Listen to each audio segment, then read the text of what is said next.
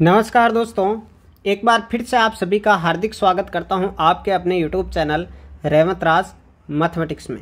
साथियों, इस video lecture में हम बात करने वाले हैं रीट 2022 के लिए राजस्थान जीके के मॉडल पेपर नंबर 1 की। जी हां दोस्तों, बिल्कुल निःशुल्क बैच है। यदि आप रीट 2022 की तैयारी कर रहे हैं, ये राजस्थान का जो जीके है वो शिक्षक भर्ती में आने वाला है, जो आपका मेन एग्जाम होगा, भर्ती के लिए जो पेपर होगा उसमें ये आने वाला है। उसके लिए आज हम ये चर्चा करेंगे। कुल 30 प्रश्न हैं और 30 में से आपके कितने सही होते हैं आपको कमेंट बॉक्स में कमेंट करके बताना है। हर प्रश्न का कमेंट बॉक्स में आपको कमेंट करना है।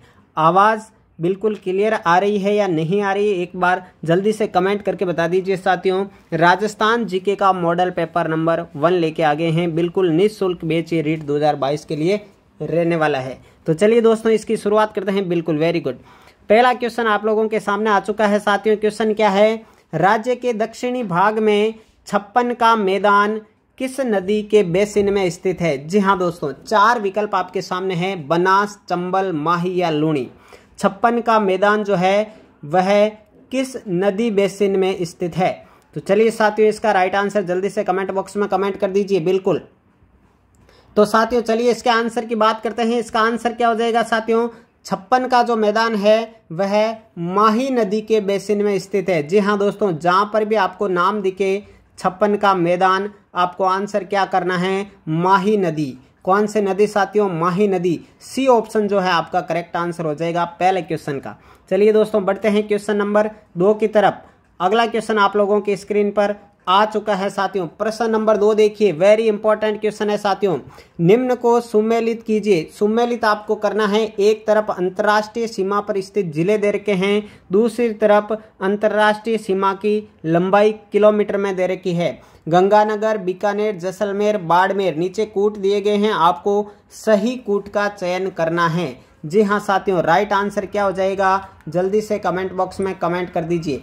चलिए, मैं आपके कमेंट का इंतजार कर रहा हूं साथियों, जल्दी से कमेंट बॉक्स में कमेंट कर दीजिए। इस प्रश्न का राइट आंसर क्या हो जाएगा? चलिए, बहुत ही बढ़िया।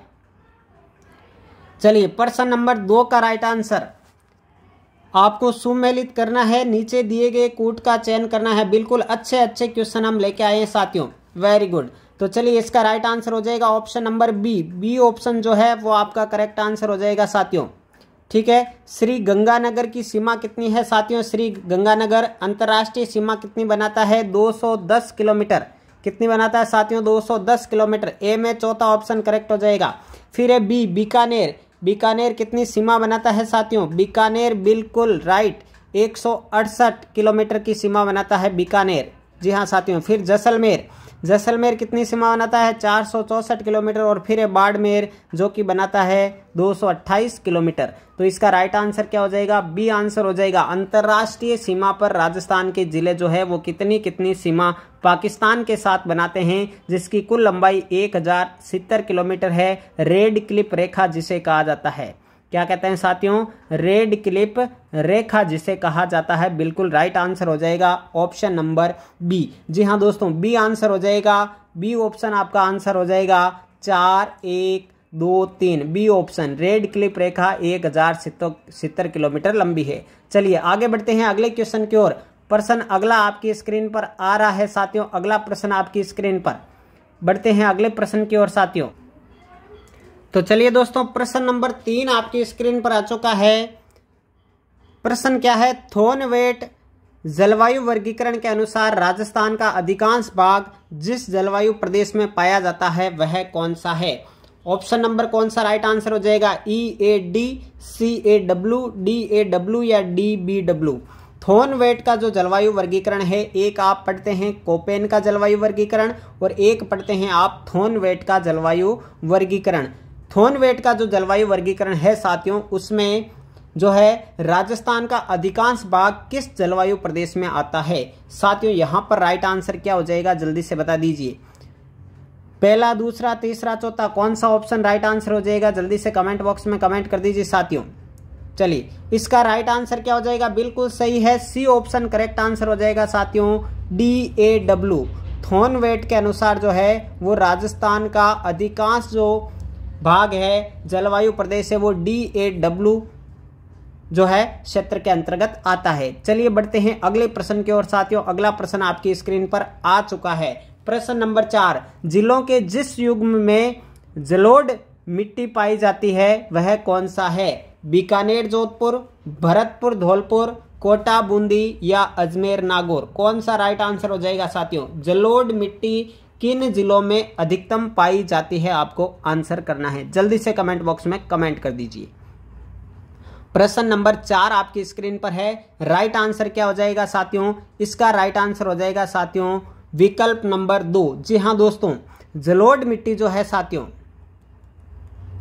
जलोढ़ मिट्टी जो है वो अधिकांश किस क्षेत्र में पाई जाती है? वह भरतपुर और धौलपुर क्षेत्र में पाई जाती है। बी ऑप्शन, दूसरा ऑप्शन जिन्होंने भी बताया बिल्कुल करेक्ट आंसर है साथियों। बढ़ते हैं, लाइक और शेयर कर दीजिए। लाइक शेयर करना है। डेली निःशुल्क क्लासेस सभी विषयों के मॉडल पेपर आपको करवाए जा रहे हैं साथियों।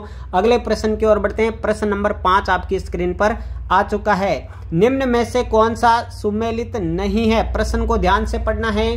कौन सा सुमेलित नहीं है? एक तरफ झील दे रखा है, दूसरी तरफ जिला दे रखा है। झील और जिला, आपको कौन सा सुमेलित नहीं है ये बताना है साथियों। पचभद्रा झील सामने दिया हुआ नागौर, ढेबर झील उदयपुर, गेब सागर झील डूंगरपुर, तालाब शाही झील धौलपुर। चलिए बताइए, जल्दी से कमेंट कर दीजिए साथियों, कौन सा सुमेलित नहीं है? साथियों इसका राइट आंसर क्या हो जाएगा? बिल्कुल सही जवाब आ रहा है साथियों, विकल्प नंबर 1 हो जाएगा राइट आंसर। पचभद्रा झील जो है वो नागौर में नहीं है साथियों, नागौर में नहीं है पचभद्रा झील। ठीक है, तो राइट आंसर हो जाएगा ऑप्शन नंबर ए। अगले प्रश्न की ओर बढ़ते हैं साथियों। प्रश्न नंबर 6 आपके सामने आ चुका है। गंग नहर जो सबसे पुरानी नहरों में से है, इसका निर्माण बीकानेर नरेश गंगा सिंह जी ने किस वर्ष में करवाया था? जी हाँ दोस्तों, आपसे पूछा गया है गंग नहर का निर्माण किसने करवाया है? बीकानेर के शासक गंगा सिंह ने करवाया है। गंगा सिंह जी ने इस नहर का निर्माण जो है वो किस वर्ष में करवाया है, आपको कमेंट बॉक्स में कमेंट करना है। विकल्प है 1930, 1927, 1944 या 1932। राइट आंसर क्या हो जाएगा साथियों? जल्दी से बता दीजिए कमेंट बॉक्स में। जी हाँ साथियों, इसका राइट आंसर क्या हो जाएगा? Option number B correct answer हो जाएगा साथियों। 1927 में जो है वो गंग नहर का निर्माण करवाया था बीकानेर के शासक। बीकानेर के शासक किसने? गंगा सिंह जी ने। जी हाँ दोस्तों, किसने करवाया था? गंगा सिंह जी ने 1927 में गंग नहर का निर्माण करवाया, जो सबसे पुरानी नहरों में शामिल है। चलिए आगे बढ़ते हैं अगले प्रश्न की ओर। बहुत बढ़िया साथियों, अगला प्रश्न है, निम्न को सुमेलित कीजिए। सुमेलित करने वालों का ट्रेंड आजकल आपको पता है एग्जाम में बढ़ चुका है साथियों। प्रश्न आपके सामने है, एक तरफ आपको सूची 1 सूची 2 को सुमेलित करना है। रेगिस्तान का सागवान सामने दे रखा है खेजड़ी, सेवण धामण करड़ राजस्थान में घास की किस्में, जंगल की ज्वाला रोहिड़ा, राज्य वृक्ष पलास। साथियों आपको सुमेलित करना है, कोई ज्यादा हार्ड क्वेश्चन ये नहीं है साथियों। जल्दी से कमेंट बॉक्स में कमेंट कर दीजिए। सभी साथी कमेंट बॉक्स में कमेंट कर देंगे राइट आंसर क्या हो जाएगा साथियों। बिल्कुल बहुत बढ़िया, राइट आंसर क्या हो जाएगा साथियों? इसका राइट आंसर हो जाएगा विकल्प नंबर 1। जी हाँ साथियों, ए ऑप्शन करेक्ट आंसर हो जाएगा। ठीक है, रेगिस्तान का सागवान क्या है साथियों? रोहिड़ा है। तो पहले में 3 नंबर आएगा। सेवण धामण करड़ ये राजस्थान में पाई जाने वाली घास की किस्म है साथियों, क्या आएगा? दूसरे में दूसरा ही आएगा, बिल्कुल सही है। जंगल की ज्वाला पलास वृक्ष को कहा जाता है साथियों, चौथा आएगा सी में। ठीक है, और फिर क्या आ जाएगा? राज्य वृक्ष क्या है? खेजड़ी है साथियों, यहां पर आ जाएगा पहला। तो 3 2 4 1 साथियों राइट आंसर क्या हो जाएगा?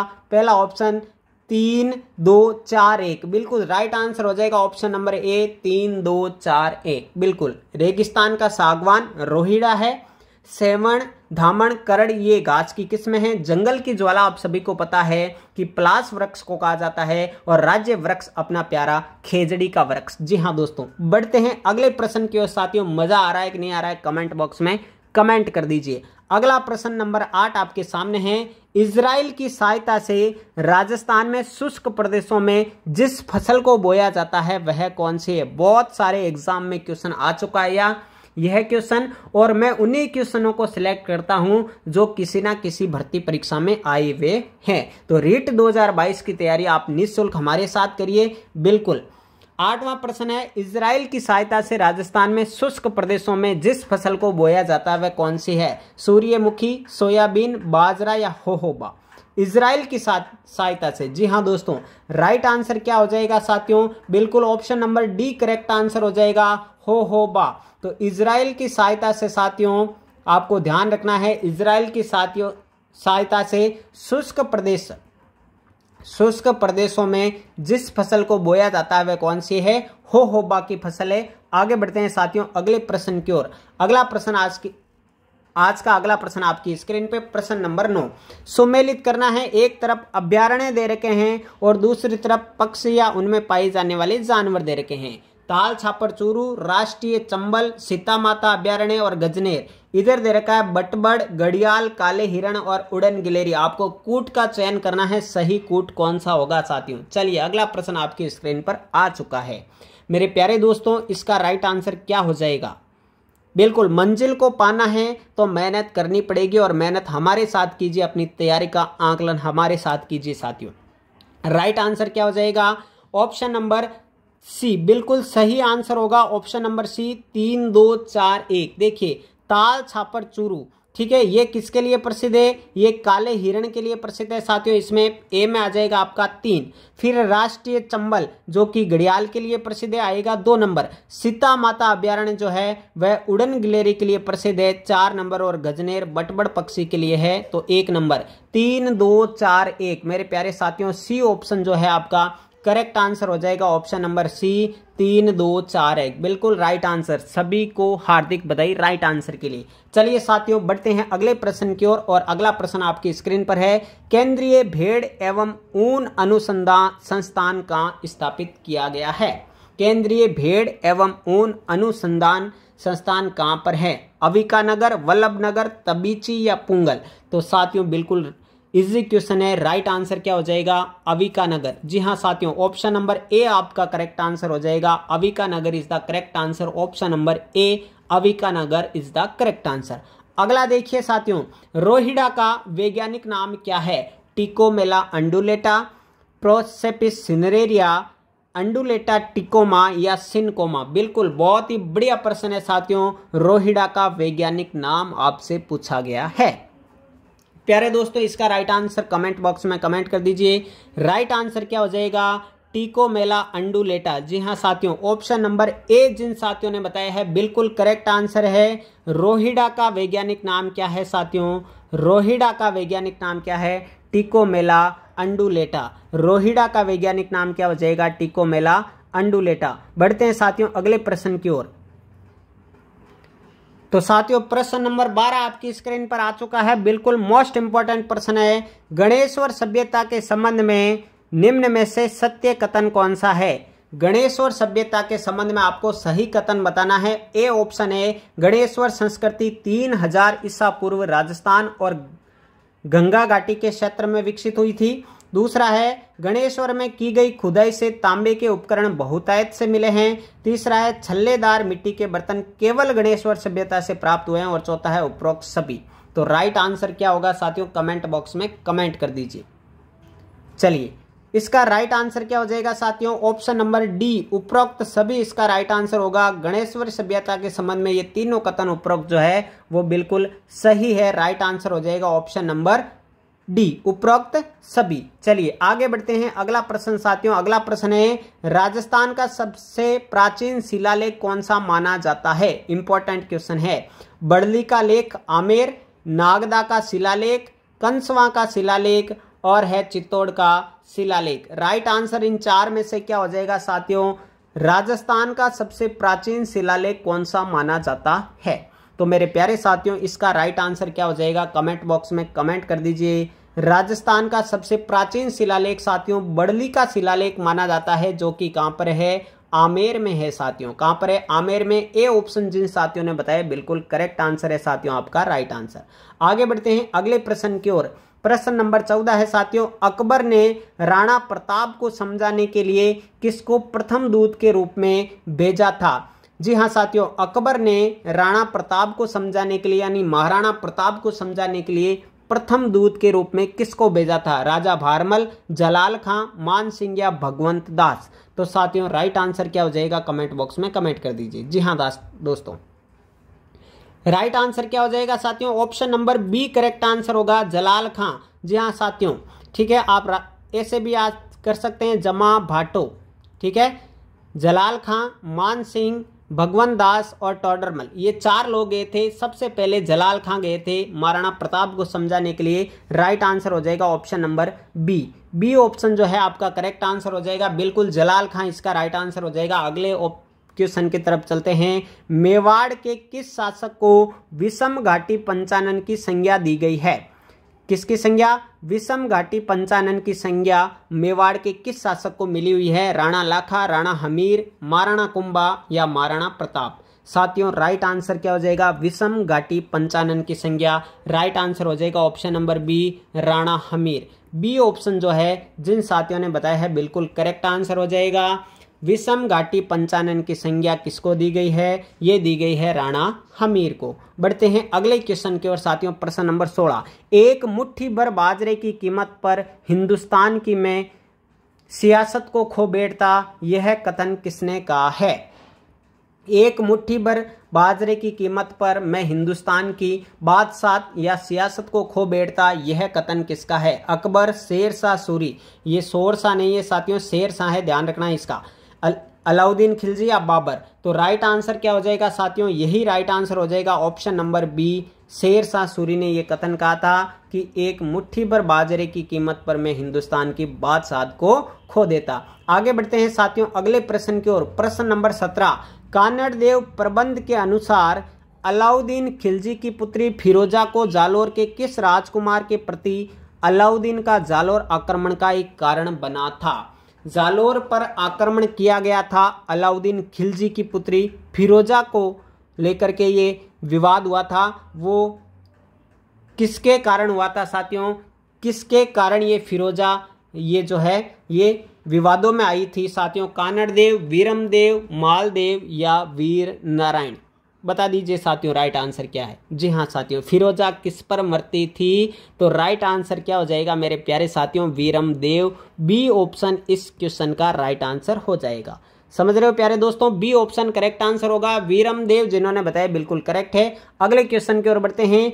अजमेर में राजस्थान सेवा संघ की स्थापना किसके द्वारा की गई थी? विजय सिंह पथिक, अर्जुनलाल सेठी या हरिभाऊ उपाध्याय या माणिक्यलाल वर्मा? बिल्कुल राजस्थान सेवा संघ की स्थापना अजमेर में किसने की? तो मेरे प्यारे साथियों राइट आंसर हो जाएगा Vijay Singh Pathik. Right answer A option correct answer हो जाएगा। जिन साथियों ने राइट आंसर बताया ए ऑप्शन विजय सिंह पथिक, बिल्कुल बहुत बहुत धन्यवाद साथियों। अगले प्रश्न की ओर बढ़ते हैं मेरे प्यारे साथियों। प्रश्न नंबर 19 आपकी स्क्रीन पर आ चुका है। राजस्थान निवासी वह प्रथम स्वतंत्रता सेनानी जिसे देश के 1857 के स्वतंत्रता आंदोलन में अंग्रेजों ने फांसी पर लटकाया, कौन थे? अमरचंद बांठिया, लाला जयदयाल, रावत केसरी सिंह या मंगल पांडे? देखिए साथियों हर एक टॉपिक से जो है वो क्वेश्चन हमने लेने का जो है वो कोशिश की है, तो आपको हर एक टॉपिक से ये क्वेश्चन मिलेंगे। अब ये क्वेश्चन 1857 की क्रांति से संबंधित है। अंग्रेजों ने फांसी पर किसे लटकाया? राजस्थान का प्रथम निवासी स्वतंत्रता सेनानी के रूप में जिसको अंग्रेजों ने फांसी पर लटकाया। राइट आंसर हो जाएगा option number A, Amarchand Banthia. जिन मेरे प्यारे भाई बहनों ने अमरचंद बांठिया बताया बिल्कुल करेक्ट आंसर है ऑप्शन नंबर ए। अगले क्वेश्चन की ओर बढ़ते हैं साथियों। 20 नंबर क्वेश्चन है। डूंगरपुर के रास्तापाल की निवासी जिन्होंने पाठशाला के शिक्षक नाना भाई खाट और संगा भाई को अंग्रेजों से बचाने के लिए अपनी शहादत दे दी, इनको कौन नहीं जानता है साथियों? मेरे प्यारे साथियों बहुत बार क्वेश्चन एग्जाम में पूछा जा चुका है। डूंगरपुर की जो रास्तापाल की घटना हुई जो है वो छलनी कर दिया गया था बंदूकों से, उनका सीना कौन थी? तो साथियों टीचर को बचाने के लिए, शिक्षक को बचाने के लिए साथियों ये कार्य किया था। और ये कार्य मेरे प्यारे साथियों किसने किया था? ये कालीबाई ने किया था साथियों। ए ऑप्शन करेक्ट आंसर हो जाएगा। मेरे जिन साथियों ने ऑप्शन नंबर ए कालीबाई लगाया है बिल्कुल करेक्ट आंसर है साथियों। अगले प्रश्न की ओर बढ़ते हैं। मजा आ रहा है कि नहीं आ रहा है कमेंट बॉक्स में कमेंट कर दीजिए। हर रोज आपको ये क्लास इसी समय मिलती रहेगी। प्रश्न नंबर 21 आपके सामने है साथियों, निम्नलिखित में से कौन सी सारवाड़ी की उपबोली नहीं है? जी हाँ साथियों, बोलियों से संबंधित ये सारवाड़ी नहीं है साथियों, यहाँ मारवाड़ी कर लेना। क्या कर लोगे मेरे प्यारे साथियों? मारवाड़ी की जो है उपबोली नहीं है कौन सी? बीकानेरी, नागरचौल, जोधपुरी या थली? तो राइट आंसर क्या हो जाएगा? मारवाड़ी की उपबोली कौन सी नहीं है? तो ये नागरचौल नहीं है। बी ऑप्शन जो है आपका करेक्ट आंसर होगा प्रश्न नंबर 21 का। जी हाँ दोस्तों, नागरचौल बी ऑप्शन करेक्ट आंसर है। अगले क्वेश्चन की ओर बढ़ते हैं। प्रश्न नंबर 22 आपकी स्क्रीन पर। राजस्थान के वे कौन से 4 राज्य हैं जिन्होंने मिलकर संयुक्त होकर मत्स्य संघ का निर्माण किया? मत्स्य संघ का निर्माण जो है वो किन किन राज्यों से मिलकर हुआ है? 4 ऑप्शन आपकी स्क्रीन पर है, जल्दी से कमेंट बॉक्स में कमेंट कर दीजिए। ये सेकंड ग्रेड 2017 में पूछा गया प्रश्न है। मैं सारे क्वेश्चन पूछे हुए लेके आ रहा हूं, आपको सन भी बता दी जाएगी, आप कोई से भी क्वेश्चन के सन पूछ सकते हैं। बिल्कुल आगे बढ़ते हैं साथियों अगले प्रश्न पर। तो क्या है इसका राइट आंसर? प्रश्न नंबर 22 का राइट आंसर हो जाएगा अलवर, भरतपुर, धौलपुर और करौली। बी ऑप्शन जिन साथियों ने लगाया है बिल्कुल करेक्ट आंसर है। मत्स्य संघ का निर्माण अलवर, भरतपुर, धौलपुर और करौली के द्वारा किया गया था। ऑप्शन नंबर जो बी है इसका वो करेक्ट आंसर होगा। प्रश्न नंबर 23 की ओर बढ़ते हैं साथियों। प्रश्न नंबर 23 आ चुका है। अक्षय तृतीया कब मनाई जाती है? बहुत ही अच्छा और इंपॉर्टेंट प्रश्न। अक्षय तृतीया मनाई जाती है तो साथियों 4 विकल्प आपके सामने हैं। अक्षय तृतीया कब मनाई जाती है? तो राइट आंसर क्या होगा? जल्दी से कमेंट बॉक्स में कमेंट करें। बिल्कुल बहुत ही बढ़िया साथियों, आपकी तैयारी बेहतरीन कर दी जाएगी। कोई भी भाई बहन जो है वो सेलेक्ट होने से नहीं बचेगा। सारे के सारे जो हमसे पढ़ेंगे वो सेलेक्ट होंगे। जी हाँ दोस्तों, यही प्रण लेके आए हैं आपके बीच में। रिट 2022 के लिए मॉडल पेपर लेके आए हैं, निःशुल्क बैच केवल और केवल यूट्यूब पर। राइट आंसर हो जाएगा साथियों option number B correct answer हो जाएगा। वैशाख शुक्ला तृतीया को मनाई जाती है क्या? अक्षय तृतीया। साथियों आगे बढ़ते हैं, इसका राइट आंसर बी ऑप्शन हो गया। प्रश्न नंबर 24 की ओर बढ़ते हैं साथियों। निम्न में से कौन सा तत्ववाद्य नहीं है? देखिए सारे टॉपिकों के सवाल आपको इस एक ही वीडियो लेक्चर में मिलेंगे। 30 प्रश्न के रूप में डेली ये डोज आपको लेना है। निम्न में से कौन सा तत्ववाद्य नहीं है? जंतर, रवाद, चौतारा या सतारा? तो राइट आंसर क्या हो जाएगा साथियों? इसका राइट आंसर हो जाएगा सतारा जो है वो तत्ववाद्य नहीं है। डी ऑप्शन जिन साथियों ने लगाया है प्रश्न नंबर 24 में, जिन साथियों ने डी ऑप्शन लगाया है सतारा, बिल्कुल करेक्ट आंसर है। प्रश्न नंबर 25 पे आ जाइए। प्रश्न नंबर 25, राजस्थान का कौन सा नाट्य पेरू नाट्य के नाम से जाना जाता है? ये पेरू नहीं है साथियों, ये मेरू है। कौन सा है? मेरू नाट्य। राजस्थान का कौन सा नाट्य मेरू नाट्य के नाम से जाना जाता है? भवाई, ख्याल, गवरी या तमाशा? राइट आंसर क्या हो जाएगा साथियों? मेरू नाट्य के नाम से कौन सा नाट्य जाना जाता है? राइट आंसर हो जाएगा गवरी। गवरी को क्या कहते हैं साथियों? राजस्थान का मेरू नाट्य कहा जाता है। क्या कहा जाता है मेरे प्यारे दोस्तों? सी ऑप्शन करेक्ट आंसर हो जाएगा। Gavari is the correct answer. आगे बढ़ते हैं प्रश्न नंबर 26 की ओर। राजस्थान की सबसे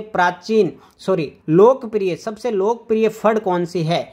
रामदेव जी की फड़, देवनारायण जी की फड़, पाबू जी की फड़ या भैंसासुर की फड़? देखिए फड़ से संबंधित ये प्रश्न आ चुका है।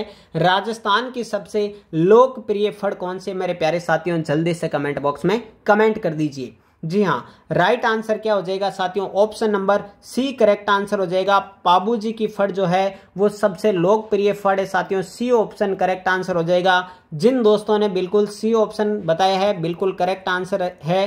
पाबू जी की फड़ सबसे लोकप्रिय फड़ है। राजस्थान की लोकप्रिय फड़ पाबू जी की फड़। चलिए आगे बढ़ते हैं प्रश्न नंबर 27 की ओर। बहुत ही अच्छा इंपॉर्टेंट प्रश्न जो कि ग्राम सेवक भर्ती परीक्षा 2016 में पूछा गया था। सुगन चिड़ी को किस लोक माता का स्वरूप माना जाता है? बताइए जल्दी से। स्वांगिया माता, नागणेची माता, आयड़ माता या शीतला माता?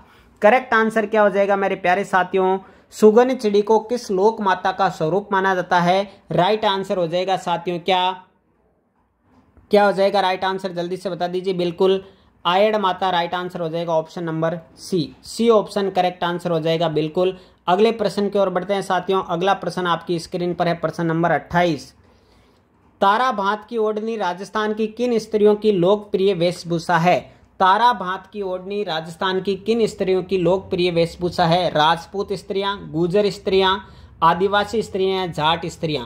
तो तारा भात की ओढ़नी कौन सी महिलाएं ओढ़ती है साथियों? राइट आंसर आप सबको बताया क्या हो जाएगा? आदिवासी स्त्रियां। बिल्कुल सी ऑप्शन जो लोग बता रहे हैं बिल्कुल करेक्ट आंसर है। तारा भात की ओढ़नी सी ऑप्शन करेक्ट आंसर, आदिवासी स्त्रियों से संबंधित है, लोकप्रिय उनकी वेशभूषा है। अगला प्रश्न, प्रश्न नंबर 29। एशिया की सबसे बड़ी तोप जेबान कहां पर स्थित है? साथियों, एशिया की सबसे बड़ी तोप जेबान कहां पर स्थित है? आमेर का किला, तारागढ़, अजमेर, सुदर्शनगढ़ या जयगढ़ जयपुर। जो एशिया की सबसे बड़ी तोप है साथियों कौन सी? जेबान। कहां पर स्थित है? बिल्कुल, चलिए कमेंट बॉक्स में कमेंट कर दीजिए। राइट आंसर क्या हो जाएगा मेरे प्यारे साथियों? इसका राइट आंसर हो जाएगा option number D, Jaigarh Jaipur में स्थित है। राजस्थान नहीं बल्कि एशिया की सबसे बड़ी तोप जयगढ़ जयपुर में स्थित है, जिसका नाम है जेबान। बिल्कुल डी ऑप्शन जिन्होंने बताया करेक्ट आंसर। आज की क्लास का राजस्थान जीके की क्लास का अंतिम प्रश्न, राजस्थान में विधानसभा को सदस्य के लिए न्यूनतम कितनी आयु निहित होनी चाहिए, या विधानसभा सदस्य के लिए कितनी आयु न्यूनतम होनी चाहिए? 18 वर्ष, 25 वर्ष, 21 वर्ष या आयु सीमा नहीं रखी गई है? कोई आयु सीमा नहीं रखी गई है। कमेंट में बॉक्स में जल्दी से आंसर बता दीजिए, राइट आंसर क्या हो जाएगा? राजस्थान जीके का मॉडल पेपर नंबर 1 आपके सामने साथियों। अंतिम प्रश्न ये जो कि पॉलिटी से संबंधित है, राइट आंसर हो जाएगा option number B correct answer हो जाएगा। 25 वर्ष विधानसभा सदस्य के लिए न्यूनतम आयु रखी गई है राजस्थान में, कितनी? 25 वर्ष। तो साथियों, चैनल को अभी तक सब्सक्राइब नहीं किया है तो सब्सक्राइब कर लीजिएगा। वीडियो को लाइक और शेयर आपको करना है, बेल आइकन को दबा लेना है ताकि जल्दी से जल्दी आपके पास वीडियोज के नोटिफिकेशन जो है वो आ जाए। साथियों, आज की क्लास कैसी लगी आप कमेंट बॉक्स में कमेंट करें। डेली इसी टाइम जरूर जुड़ें मेरे प्यारे साथियों। मिलते हैं अगले वीडियो में, तब तक के लिए जय हिंद, जय भारत, थैंक यू।